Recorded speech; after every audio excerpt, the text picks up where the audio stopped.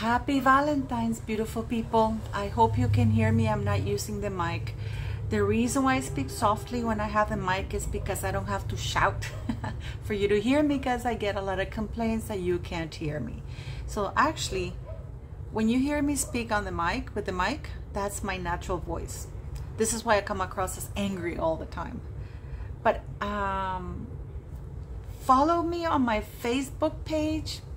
We need to get to 5,000 followers in order for me to be posting live, because we never know what's going to happen here in YouTube, and there's, believe it or not, there's more freedom on Facebook.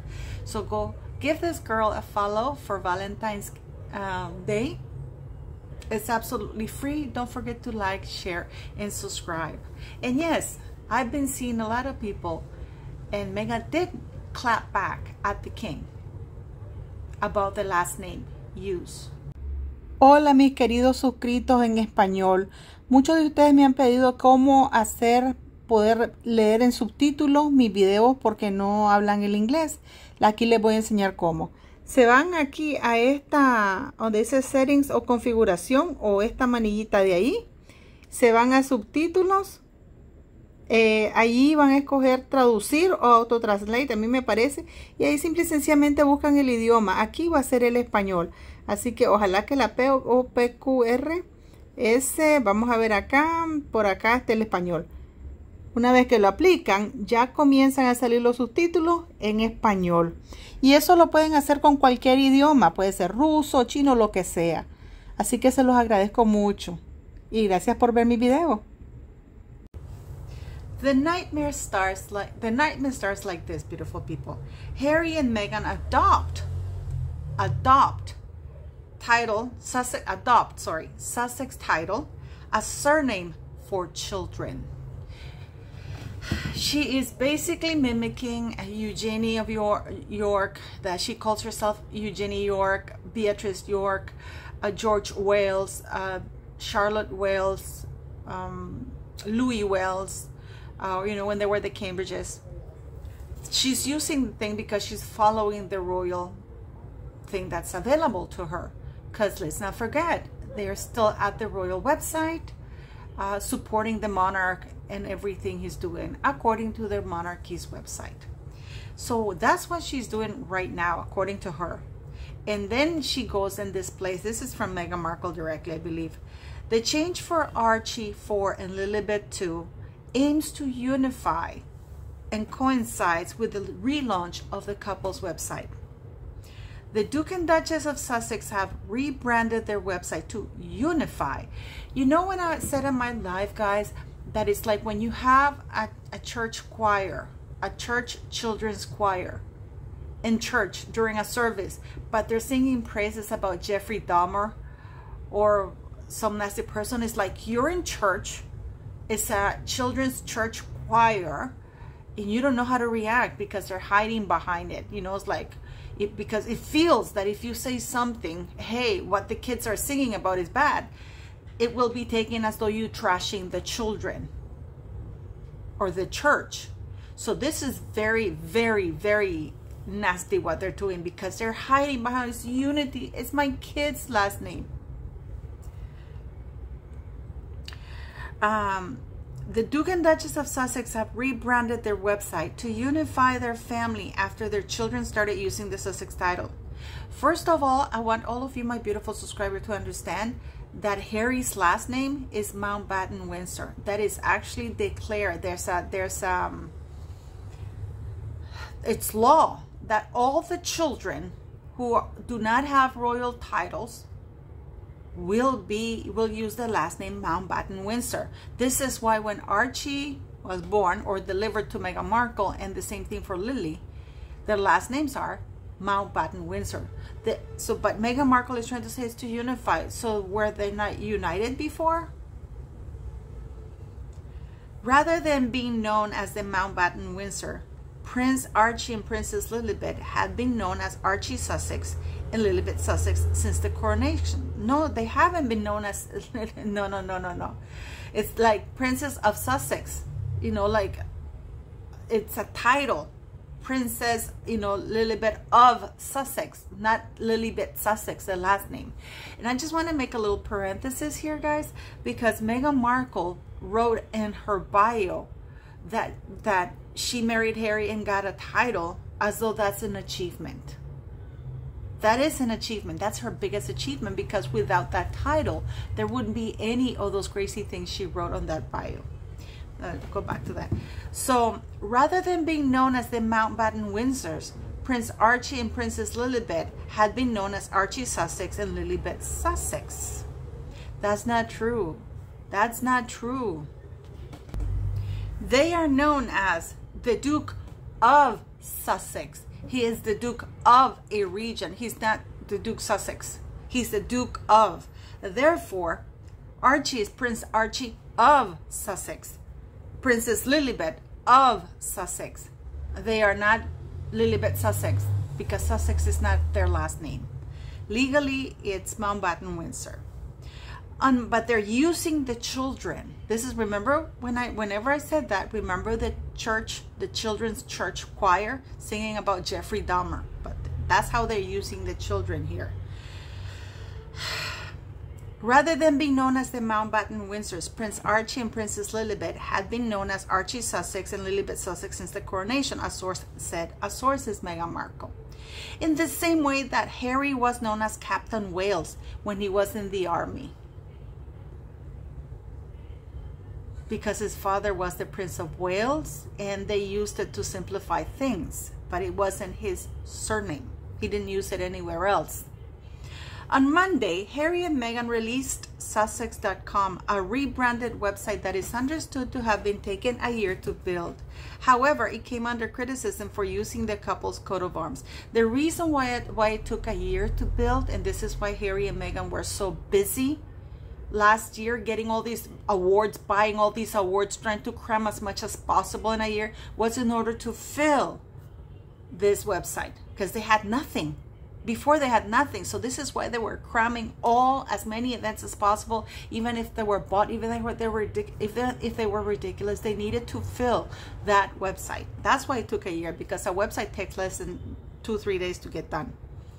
Insiders, Harry and Meghan, say that the aim of the rebrand is to bring all the couple's projects and both their children under the same umbrella website. I didn't see a picture of the kids on that website, did you? So what do the children have anything to do with this?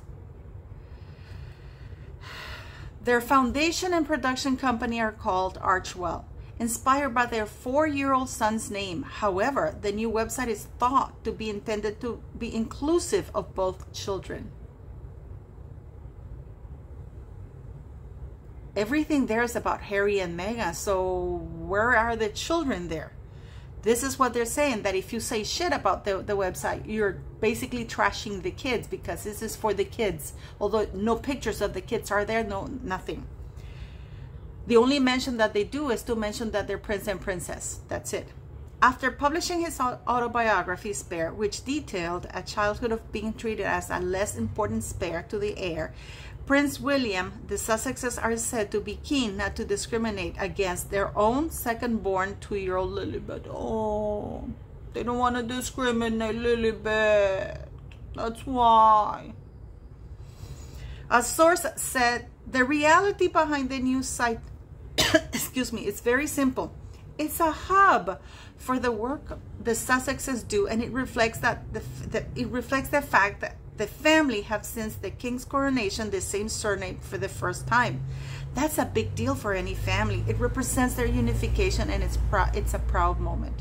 They've always had the same last name, Markle. No, I'm just kidding. They've always had the same last name. They always had. This is absolute BS.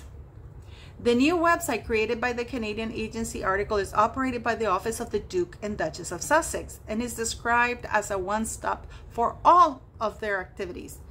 It uses the coat of arms that Meghan was issued when she married into the royal family.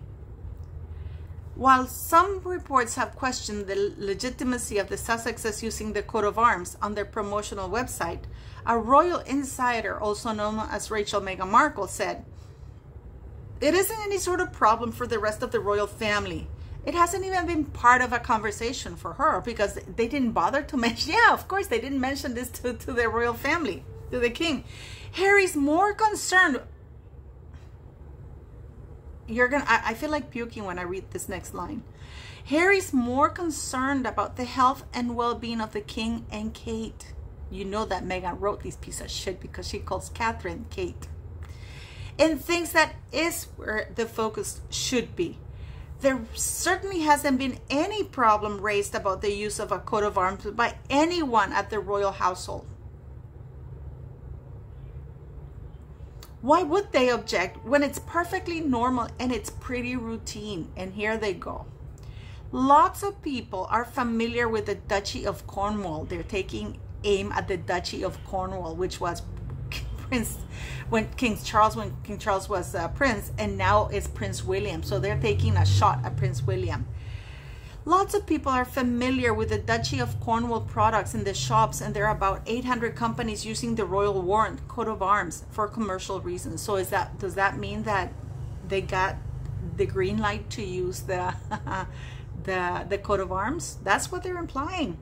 Sussex.com is just an umbrella for good causes like Harry's organizations, Centepale, African Parks, Invictus, Travelist, and separates them out from the non-profit Archewell Foundation and Archewell Productions, which is a profit for good company.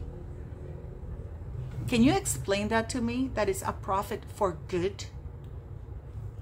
I mean, the only ones who profit is them. There's no use of the word royal on the website, on the site, for a good reason, to ensure there could be no conflict with anyone's wishes. Prince Harry and Meghan are due to appear in Whistler, north of Vancouver, Canada, later on. And then they talk about Meghan Markle signing the new podcast with Lemonade Media. After being, it says, after parting ways with the streaming giant Spotify. Yeah.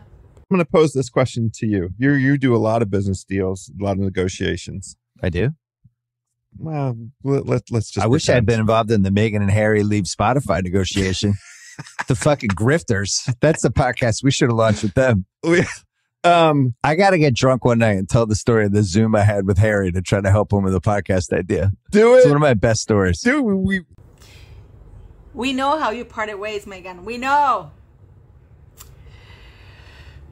Meghan, who described herself as a feminist and champion of human rights and gender equity, said that she was overjoyed to be joining the female-founded Lemonade Media Group. Yeah.